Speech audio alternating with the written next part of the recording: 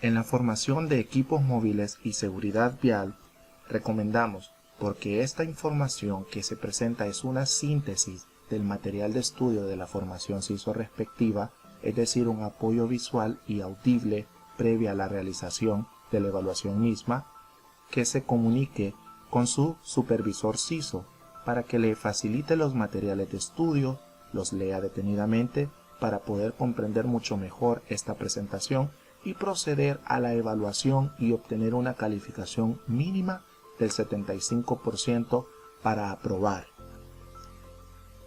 Los objetivos de esta formación de equipos móviles de seguridad vial son ver diferentes conceptos y sus definiciones, cuáles son los tipos de equipos móviles que vemos en la planta, qué requerimientos de seguridad hay, cuáles son esas condiciones de seguridad para los operadores de equipos móviles, cuáles son esos requerimientos obligatorios.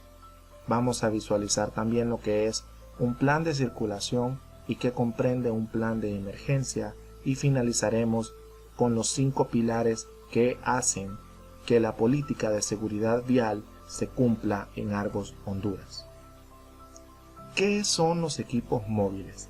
Generalmente se entiende por equipo móvil a todo aquel equipo terrestre que tiene la capacidad de trasladarse de un lugar a otro de manera autónoma, siempre que sea operado por un operador o conductor, y cuyo fin puede ser la realización de actividades tales como transporte de materiales, personas o equipos, así como también la realización de actividades especializadas como movimiento de tierras, elevación de cargas y elevación de personas, entre otras. Con esta definición vemos la clasificación o los tipos de equipos móviles según lo que estos realizan o lo que estos transportan.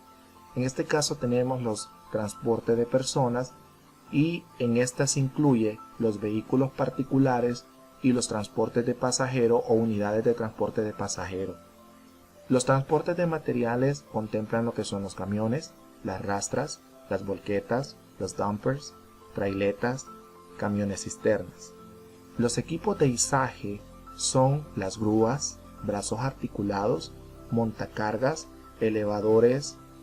plataformas elevadoras, y en los especializados tenemos lo que son las excavadoras y retroexcavadoras, las cargadoras y minicargadoras, las barredoras industriales y los camiones aspersores.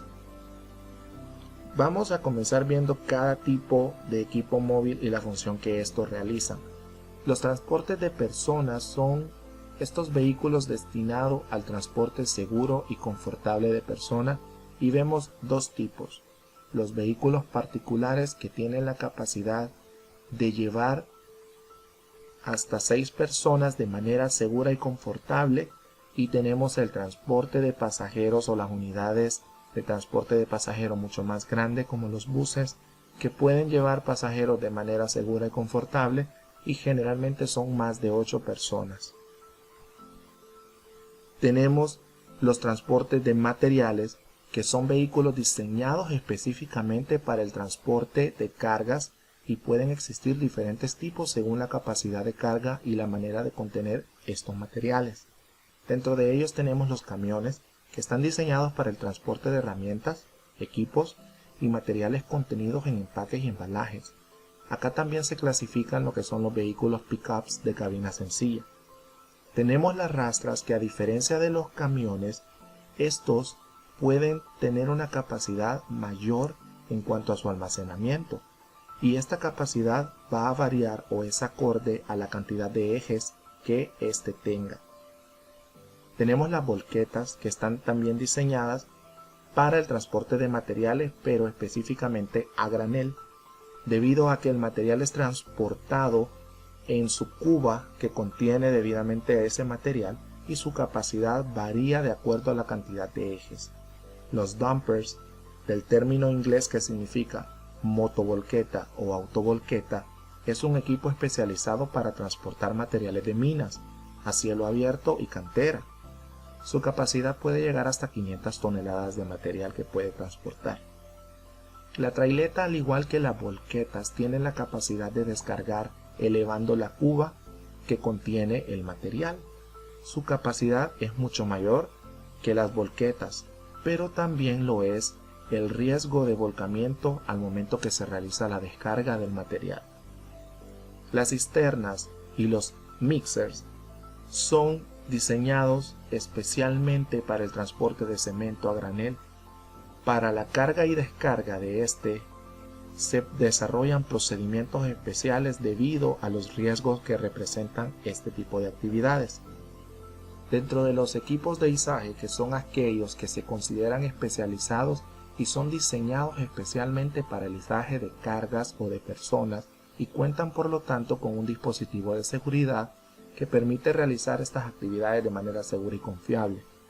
Se caracterizan además por trasladarse de un lugar a otro de manera autónoma. Dentro de estos tenemos las grúas, que están diseñados y utilizados estrictamente para el izaje de cargas y pueden realizar izajes con características complejas como cargas muy pesadas, lugares muy altos o de difícil acceso. Tenemos lo que son los montacargas, que son diseñados para el izaje de cargas ordenadas en tarimas de madera o láminas plásticas, cuyo peso no exceda las 5 toneladas. No se recomienda como medio de transporte cuando las distancias son muy largas o los sitios de circulación no estén controlados, ya que la velocidad no excede de 25 km por hora en este tipo de equipos móviles. Los brazos articulados se utilizan en actividades ejecutadas en altura, donde las personas están expuestas al riesgo de caída y donde otras soluciones, como escaleras o andamios, no son posibles por las condiciones del lugar. Es exclusivo para el izaje de personas y cargas muy livianas como las herramientas portátiles. Las plataformas elevadoras se utilizan en actividades ejecutadas en alturas y su uso sustituye a los andamios. Posee una plataforma que se desplaza de manera vertical únicamente. Tiene mayor capacidad de carga que el brazo articulado, pero menos flexibilidad de movimiento. Y en comparación a los andamios, permite llegar a sitios mucho más altos en menor tiempo y en menor riesgo. Otros equipos especializados que vemos es que en el proceso productivo del cemento existen algunas actividades que requieren el uso de equipos móviles especializados para poder ser realizadas. Entre estas tenemos para movimientos de tierra, limpieza, aspersión de agua, entre otras. Y es aquí donde entran las excavadoras y retroexcavadoras. Una excavadora es una máquina autopropulsada sobre ruedas u orugas con una estructura capaz de girar al menos 360 grados, que excava terrenos o carga, eleva, gira y descarga. La retroexcavadora incide sobre el terreno excavado de manera de arriba hacia abajo. Las cargadoras y minicargadoras es una máquina de uso frecuente en proyectos de construcción. Sirve para apartar objetos pesados del terreno de construcción y mover grandes cantidades de material en poco tiempo. Las barredoras industriales se utilizan en las labores de limpieza externa, sea en calles o en aceras, donde la cantidad de materiales derramado es tan grande que se requeriría una cantidad numerosa de personas para hacer la limpieza, y que además realiza la recolección de ese material derramado para luego depositarlo en un sitio destinado para eso. Los camiones aspersores son utilizados para realizar también actividades de limpieza y reducción de polvo suspendido en el aire en calles y en caminos de acceso. Es un camión con dispositivos de aspersión. En estos momentos de crisis mundial debido al COVID-19, es utilizado para realizar lo que es la desinfección en las mismas áreas descritas anteriormente. Los requerimientos de seguridad que se toman en consideración para los equipos móviles son los siguientes. Algunos de ellos son aplicables en todos los tipos de equipos móviles, sean estos transportes de personas, transportes de material, equipos de izaje o especializados, y otros únicamente en ciertos tipos de equipos móviles. El parabrisas y limpiaparabrisas óptimo, por ejemplo, este es requerido en todos exceptuando al equipo de izaje, que este será cuando aplique. Retrovisores óptimos, luces en buen estado, vehículos limpios, bocina en buen estado, cinturón de seguridad de 3 puntos en buen estado, reposacabezas para el asiento del conductor, tacos de goma en los pedales, el kit de emergencia, que está formado por el botiquín, linterna, 2 conos, herramientas y extintor, el sistema de posicionamiento global o GPS, las cuñas, la alarma de retroceso y los permisos del mismo vehículo son requerimientos para todos los tipos de equipos móviles, para personas, materiales, izaje y especializado. La luz estroboscópica y la cinta reflectiva del remolque solo no son aplicados en el transporte de personas, y los remolques en buen estado solamente aplica en los transportes de materiales. Todos los equipos deben mantenerse en un perfecto estado de operación. Un equipo móvil inseguro debe ser retirado inmediatamente de la operación. El propietario debe de asegurarse que los equipos móviles reciban el mantenimiento preventivo recomendado por el fabricante en los plazos correctos. Las consideraciones de seguridad para operadores de equipos móviles son varias. Una de ellas es el cinturón de seguridad. Todos los equipos móviles deben contar con cinturones de seguridad de 3 puntos de anclaje y el uso de los mismos es obligatorio. Deben ser revisados gradualmente. Si se encuentra una falla, deberán reemplazarse inmediatamente. En cuanto al teléfono celular, su uso es prohibido mientras se opera un equipo móvil. De ser necesario el uso de este, deberá detenerse la operación. Un peatón tampoco puede utilizar su teléfono mientras camina.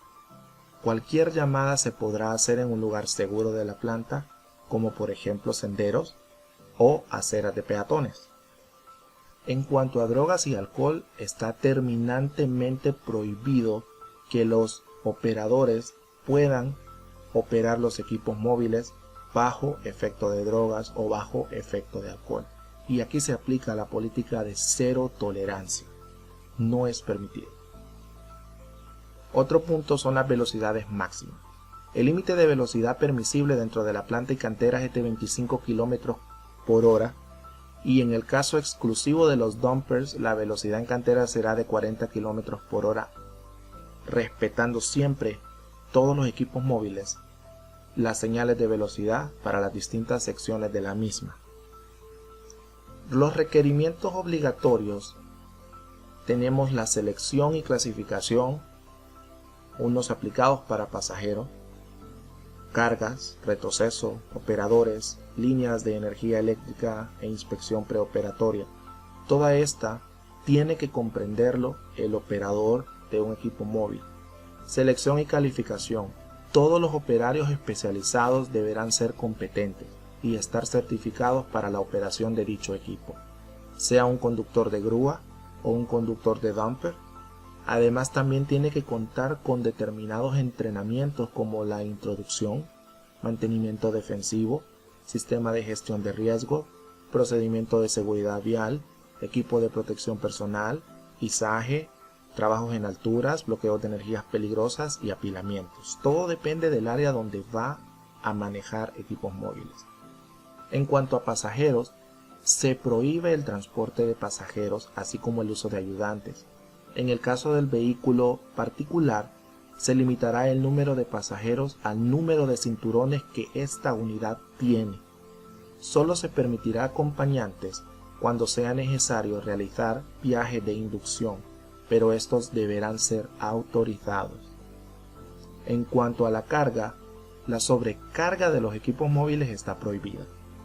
Por eso se deberá de conocer la capacidad máxima y la óptima para adecuar la carga en las cantidades correctas. El retroceso se debe de evitar a toda costa, y si es necesario realizarlo, se designarán áreas específicas en la planta donde se pueda hacer el retroceso. Los operadores deben permanecer dentro de la cabina en las áreas de operación. En caso de una situación de emergencia, como ser la pérdida de control o el volcamiento del equipo móvil, la cabina es el lugar más seguro. Cuando un operador se baja de la cabina, se convierte en un peatón. Eso quiere decir que debe de cumplir con las normas de un peatón. En caso de tener que bajarse, existen zonas designadas para tal fin, donde el operador deberá permanecer. Las líneas de energía eléctrica debe revisar el operario al momento de subirse al equipo móvil a realizar una operación. Debe revisar si en la trayectoria de esa operación del equipo existen líneas de transmisión de energía eléctrica y se deben tomar precauciones. Hay que verificar arriba y abajo antes de iniciar el trabajo. Si se opera en cercanía de estas líneas de potencia, se debe de asegurar una zona segura de separación del equipo, al menos de 3 a 7 metros, dependiendo el voltaje, y al menos a 10 metros de los empleados, por si el equipo llega a hacer contacto con una línea eléctrica, la electricidad irá a tierra.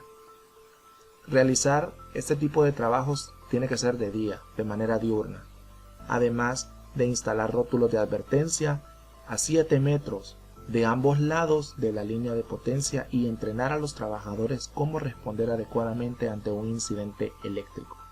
Si un empleado debe acercarse, debe asegurarse que el equipo móvil no esté en movimiento. Esta es alguna de las reglas que tienen que cumplir los peatones. Y recordemos lo anterior, cuando un operador se baja de la cabina, también se convierte en peatón. En la inspección preoperatoria, es decir, antes de la operación, esta inspección se realiza antes de dar marcha al equipo móvil. El objetivo es velar porque el equipo móvil se encuentre en condiciones adecuadas para realizar su labor. Debe realizar esta inspección y llevar un registro de las mismas. Asegurar los puntos óptimos tocados anteriormente a través de un checklist, que así se llama el formato que se utiliza para llevar a cabo la inspección. Los operadores tienen la autorización de detener la operación del equipo móvil el cual se considera inseguro. Deberá ser retirado de operación, estacionado, acuñado y con las llaves de la ignición removidas.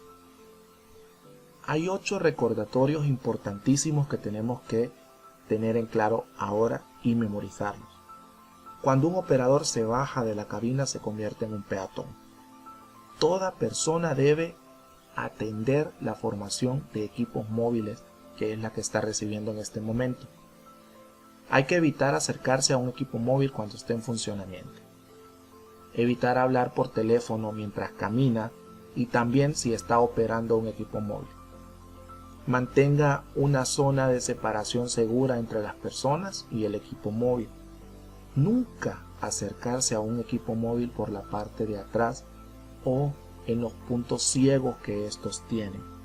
Para conocer los puntos ciegos de un equipo móvil, es bueno que se aboque a su supervisor CISO para que pueda facilitarle esa información según el tipo de equipo móvil que trabaja o que hay en el área donde va a trabajar. Hay que evitar caminar entre el equipo móvil y cualquier objeto fijo. Y reconozca la ubicación de los puntos ciegos, como mencionaba anteriormente, para evitar estar en esa posición que nos puede llevar a tener una lesión. El plan de circulación comprende diferentes puntos, los cuales son, primero, colocado en la entrada de las instalaciones. Este plan se debe colocar en la entrada de las instalaciones de la empresa y debe ser legible para la población involucrada.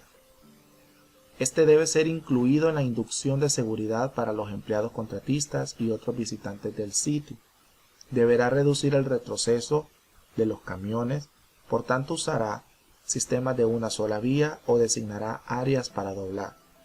Las áreas de retroceso deben ser diseñadas con un espacio adecuado y protección de bordes, y asegurar que estas áreas de retroceso sean prohibidas para los peatones. La zona segura debe ser limitada, claramente definida y libre de peligros por debajo, arriba o por todos lados. Esta zona no requiere que el trabajador porte su equipo de protección personal, por eso debe ser completamente segura. Los peatones deben mantenerse separados del equipo móvil. Cuando sea posible, usarán rutas de tráfico separadas, pasos peatonales y rutas de seguridad designadas. Una buena iluminación ayudará a reducir riesgos, además de otros requerimientos como velocidad, retroceso y visibilidad. Los patrones de tráfico deben estar bien organizados y adecuadamente marcados. Los rótulos de alto y ceder en las zonas restringidas deben estar claramente colocados y se deben de respetar. Los camiones y cargadores grandes deben tener el derecho de vía, a menos que sea especificado de otra manera por la valoración de riesgo.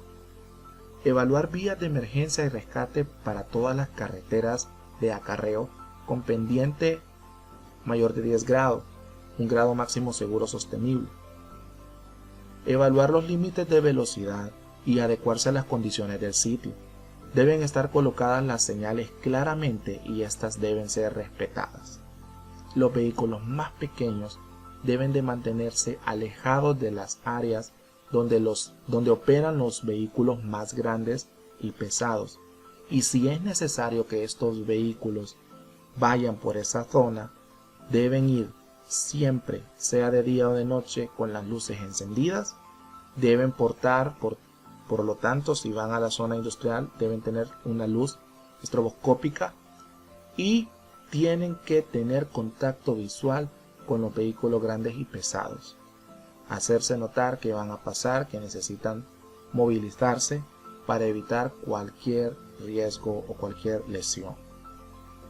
El ancho de la superficie de rodaje de las carreteras de acarreo debe ser de 3.5 veces el ancho del vehículo más ancho para tráfico de 2 vías y 2.5 veces para el tráfico de una sola vía.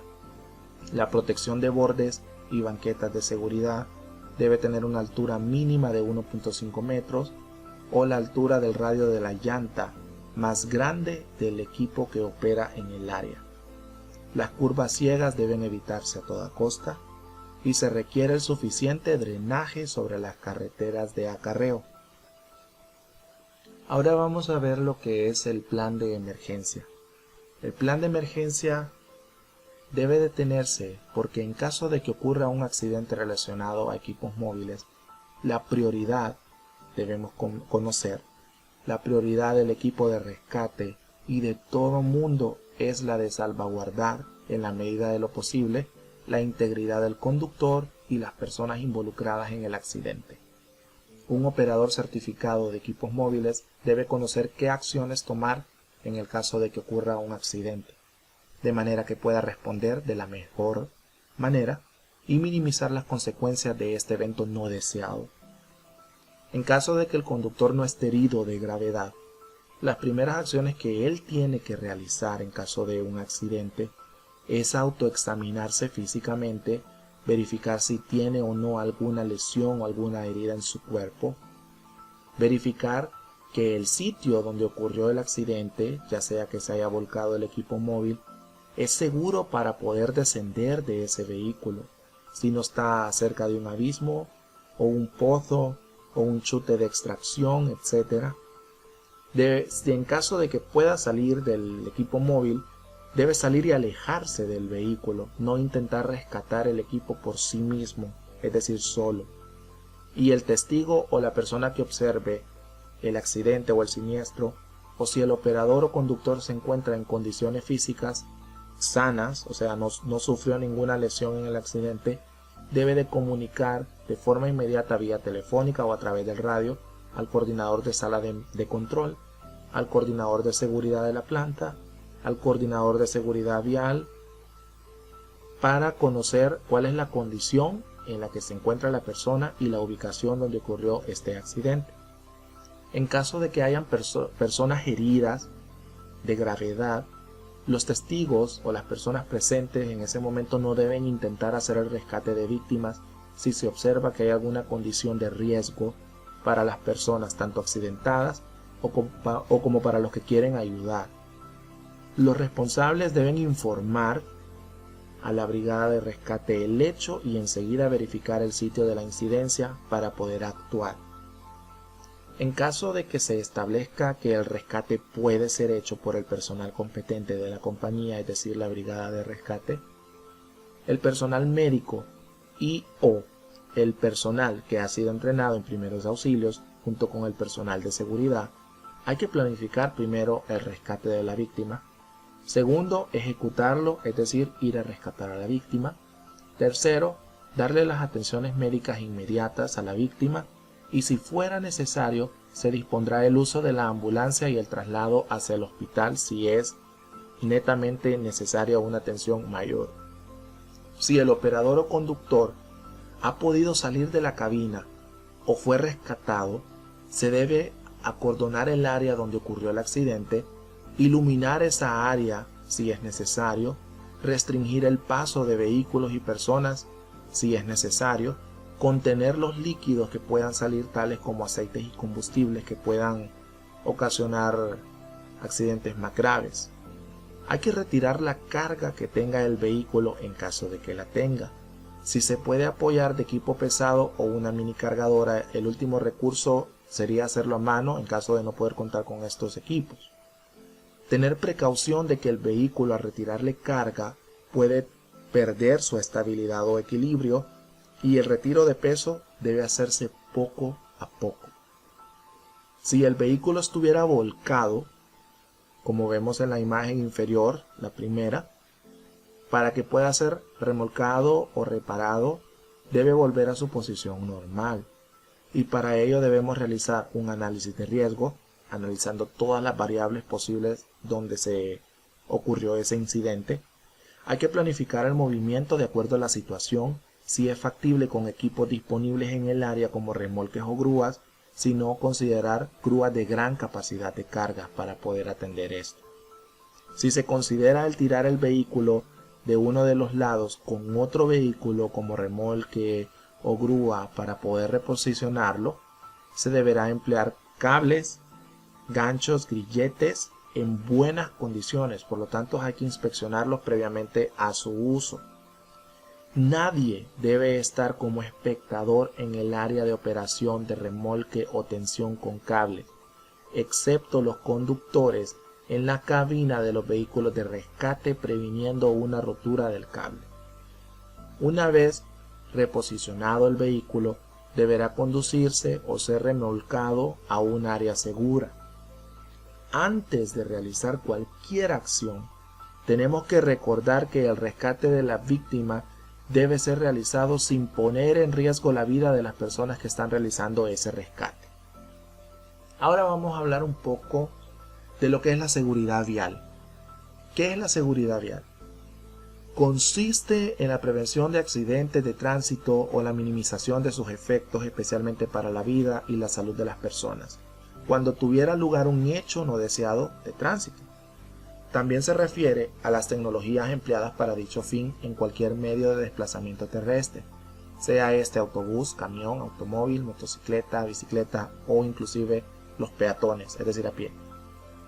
¿Qué es la política de transporte?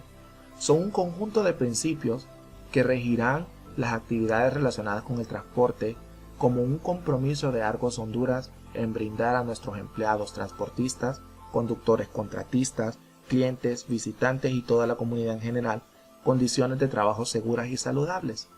Está desarrollada por la dirección de la empresa en conjunto con el Comité de Seguridad Vial. La política de transporte, para lograr su ejecución correctamente, tiene 5 pilares. Estos 5 pilares son necesarios para lograr la efectiva implementación y aplicación de la política de transporte. El Comité de Seguridad Vial lo desarrolló y en ello se debe cimentar todas las actividades de transporte de Argos Honduras. ¿Cuáles son estos pilares? Empresas contratistas, conductores, vehículos, planes de viaje y carga y descarga. En cuanto a la empresa contratista, las actividades de transporte de personas, materiales y productos terminados son realizados por empresas especialistas dedicadas a estos rubros. Estas empresas transportistas deben ser seleccionadas de acuerdo a los requerimientos de seguridad establecidos por el Comité de Seguridad Vial. Las empresas transportistas deben realizar de manera autónoma la gestión de las condiciones de seguridad de la actividad de transporte, por lo que son responsables del seguimiento de los objetivos de seguridad, reuniones periódicas de este seguimiento, el plan de recompensas y el plan de sanciones en caso de incumplimientos. En cuanto a los conductores, hay diferentes ítems que tienen que ser muy considerados. Comenzando con la documentación. ¿Qué documentación tiene que presentar los nuevos conductores? Deben presentar su copia de identidad, su licencia pesada articulada o no articulada, antecedentes penales y policiales, 2 fotografías tamaño carnet, copia de exámenes médicos. Entre estos exámenes está la glicemia, orina, presión arterial, electrocardiograma, vista y audiometría. También hay que considerar lo que es el equipo de protección personal obligatorio para el conductor, lo que es el casco con barbiquejo, ropa o chaleco reflectivo, lentes protectores, guantes y los zapatos de seguridad. Los entrenamientos que deben recibir los conductores es fundamental porque debe de estar certificado de esos conocimientos de los riesgos presentes en la actividad de transporte, los equipos que conduce y las reglas de seguridad establecidas para controlar estos riesgos. Su salud, cada empresa deberá de responsabilizarse de que sus conductores realicen sus exámenes médicos y tengan un seguro médico o social y presentar los comprobantes mensuales de esa vigencia. Las señales viales deberán respetarse, todas estas señales, tanto dentro como fuera de las instalaciones, como por ejemplo los límites de velocidad, sobre todo para evitar cualquier accidente. En torno también a la salud viene lo relacionado con el consumo de bebidas alcohólicas, drogas ilegales o tóxicas, así como el ingreso o permanencia de personas con signos de estar bajo efectos de las mismas, sean empleados, contratistas o visitantes. Repetimos de la información anterior que ya fue dicha, aquí se aplica la política de cero tolerancia. Nadie puede operar, ingresar o trabajar bajo efectos de el alcohol o drogas. El uso del teléfono celular, ya hemos conversado que es completamente prohibido el uso de este dispositivo mientras se conduce un equipo móvil o un vehículo. Incluye cualquier dispositivo de comunicación, incluyendo las manos libres. Además, como peatones es prohibido también usar el teléfono celular mientras se camina.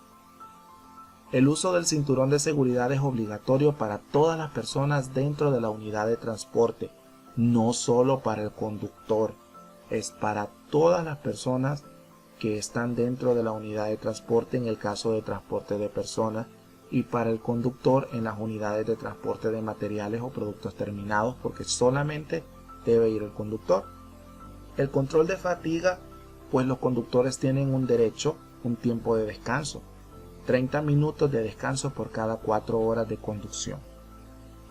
De las distracciones tenemos que evitar lo que es intentar alcanzar objetos mientras estamos conduciendo, manipular el navegador o el radio, no se puede, usar o conversar por el teléfono, por el celular o por el radio, tampoco se puede, o ir comiendo o bebiendo mientras se va conduciendo, no se puede.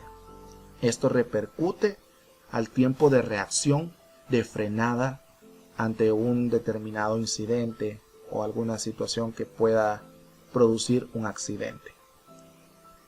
Prohibido subirse a las plataformas, a las volquetas o trailetas de los vehículos sin haber realizado un análisis de riesgo previo, estándares de seguridad y sin utilizar su equipo de protección personal requerido.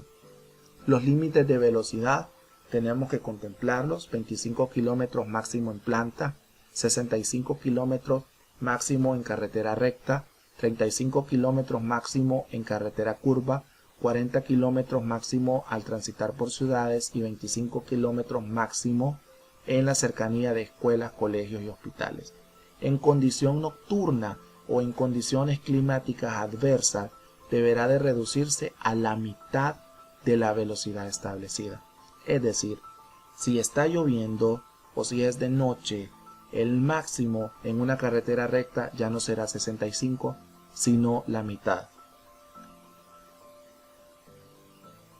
Otro de los puntos es las luces encendidas. Se debe operar con las luces encendidas durante el día. Esto facilita que los demás usuarios de la vía, conductores y peatones, les vea con suficiente tiempo y puedan calcular a qué velocidad se acercan o se alejan. pasajeros, hay una regla muy pequeña pero directa: un conductor, un vehículo, ningún pasajero. Esto aplica en todos los equipos móviles, exceptuando aquellos que están exclusivamente dedicados para el transporte de personas. Los peatones pueden acercarse a un equipo móvil solamente cuando éste se haya detenido por completo y solamente después de hacer contacto visual con el conductor. El conductor tiene que verlos para saber que va a llegar allí, y hasta que el conductor apague el equipo móvil y este ya no se mueva, puede movilizarse hacia él.